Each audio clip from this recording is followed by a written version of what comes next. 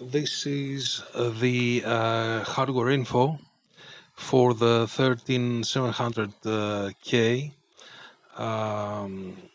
The processor seems to be doing well, and it's running at the expected stock parameters. I have gone to the BIOS and have set the thermal limits to 253 watts. It didn't make any performance difference from where I had it to 4096, which or unlimited. I say that because I ran the Crystal Info retro tests, and actually with the 253, it came up better, which was unexpected. Now let's see how this processor is doing. This is the it's on MSI motherboard. Memory is DDR5, 64 gigs. It's running on a 3070, selected especially to be able to run on Windows 7 without any problems. The drivers were there. I've seen on some AMD cards, although they belong to the 6 series, they don't have available drivers.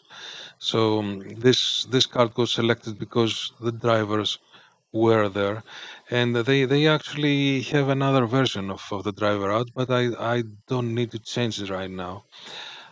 So this is the course, the performance course, e-course, and now for the one of the important things, right? We have don't have any thermal throttling. The temperatures and the watt are nice. They are around 49 to 51 watts on idle.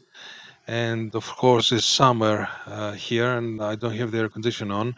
Otherwise, these temperatures could go down to 36 with the processor. So it's just the ambient temperature is 31.7 degrees, and the Arctic 280 is 3, which has the readily installed CPU bracket. Is doing fine. As you see, the processor has no load at all. It's idle. And so we have no thermal throttling. And most importantly, we have no, hold on, let me see if I can show that. Yep, we have no Windows hardware errors, right? And all seems to be fine. 3070 is at, let me see where I can get it. It's at 48 degrees, which seems to be reporting a little bit of loads here. But the CPU fans are at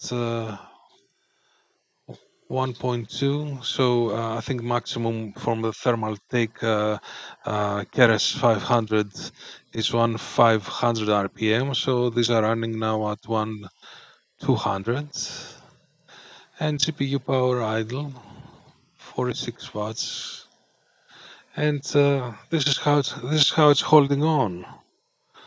I hope there's nothing wrong with the processor. Actually, when I first wanted to buy this processor, I made a lot of research, not a bit, a lot of research, and I decided that it would be a good bet to go for the 13700K processor. Without, of course, saying that nothing could go wrong in the future. I hope nothing goes wrong in the future, but I thought that the 13700K was the most likely to be stable from this series.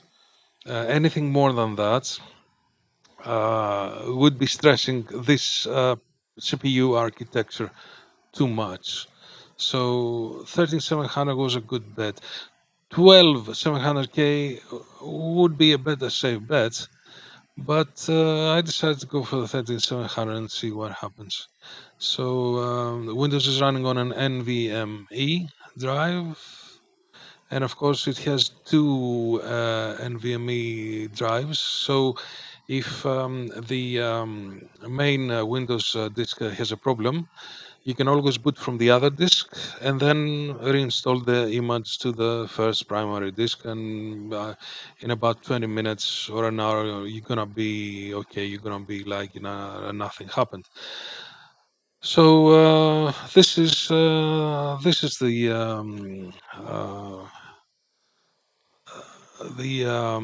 MSI MS-7D91 DDR5 running on a 13700K processor, and this is what's happening up to now.